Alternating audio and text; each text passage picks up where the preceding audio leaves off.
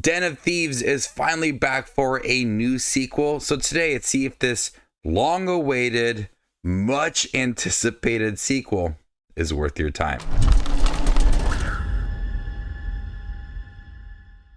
Lawman Big Nick O'Brien gets embroiled in the treacherous and unpredictable world of diamond thieves as he pursues career criminal Donnie Wilson to Europe. Den of Thieves came out in 2018, and when I saw that film, I didn't think it needed a sequel, especially a sequel 7 years later. This kind of film seems like it would be a whole new cast playing Gerard Butler and O'Shea Jackson Jr., and it would be straight to VOD. Instead, we get a film in theaters once again, and to my surprise, it's actually quite decent. It is quite long, like 2.5 hours almost, and there's times that it absolutely drags, but it takes it in a new direction, and it's able to be a pretty good heist movie. When it solely focuses on the heist aspect of this movie, that's where it works. There's a lot of intense scenes in the right moments, and O'Shea Jackson Jr. and Gerard Butler have really good chemistry in here. We've seen off the trailer that Gerard Butler wants to get involved with this heist, so he works alongside O'Shea Jackson Jr. and it almost feels like it's this buddy cop kind of feel to it, where they have to learn to trust each other. There's bickering back and forth. They get drunk one night and start spilling all of their past, and so they have to work towards this relationship. And since the film is quite long, you do have a lot of chances for them to work together and build that relationship. And at times it's funny, and also times it's very dramatic. We see these characters take a step in the new direction, and they're able to help out with a lot of the action scenes and some of the smaller moments. The film has less action and more planning the heist and going deeper into infiltrating certain locations, planning things with a group of people.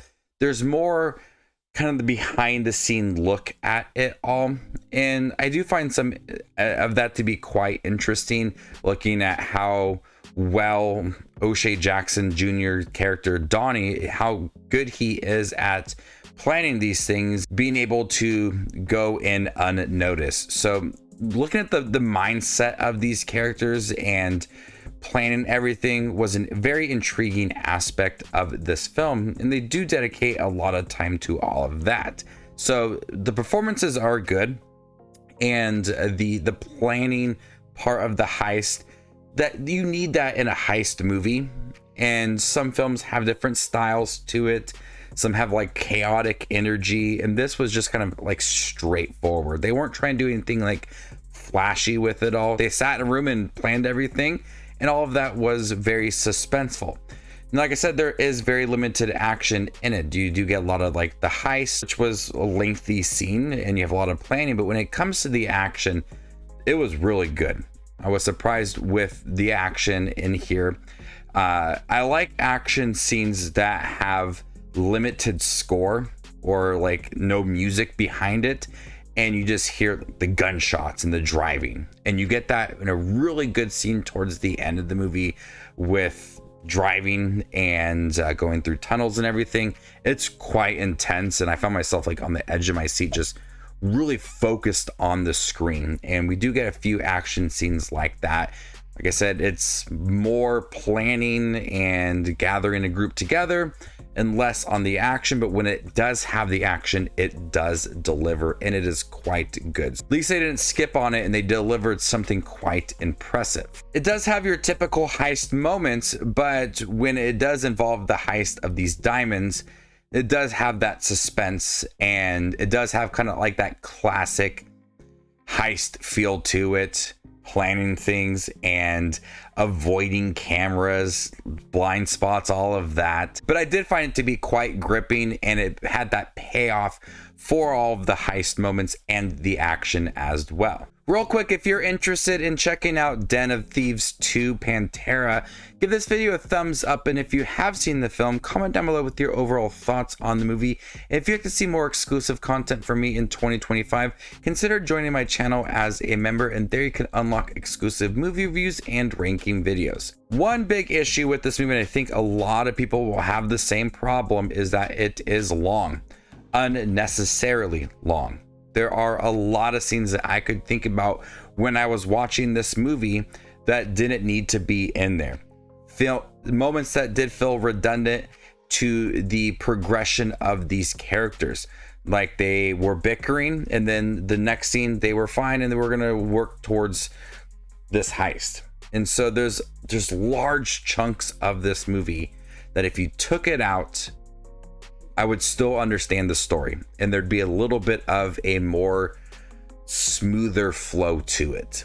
And they try to have multiple endings to this film. Like I said, okay, this is where the movie's gonna end. Right here is good, and then you have another scene, and then I'm thinking, okay, you have your conclusion here. Let's wrap it up, and then another scene after that. And so there's multiple times that this film tries to end itself, and it just wants to continue. Like it wants to set itself up for a third film. So the length at times feels completely drawn out for no reason. They tried to be a little bit funny middle half of the film, especially with O'Shea Jackson Jr. and Gerard Butler when they're developing that relationship. But like I said, if you just took out certain scenes, I think it could have had more of a coherent storyline. But I like the characters, and I like that it took itself in a different direction and had Gerard Butler kind of flip the switch on what we already know for the character compared to that first film. So they try to do something different. It wasn't like the same exact movie from that first film. It was something different, and we had a fresh take on, I guess now, possibly this franchise. But if you really cut back on certain scenes, I think the film would have been just the same.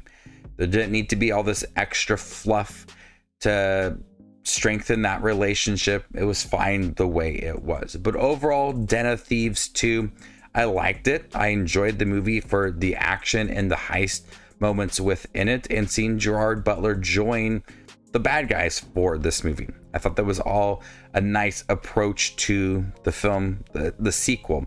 And they weren't trying to do anything massive with the action scenes. They felt smaller compared to like other big heist movies, but they were more intense and gripping throughout. And I like that they did not skip on these limited action scenes. They were delivering intense scenes. So I like this movie. It's not going to be a home run, and it's not going to be a film that I'm going to absolutely love at the end of the year, but I enjoyed it for what it was. If they would have cut back on certain scenes and shortened the runtime, I think I would have loved it just a little more.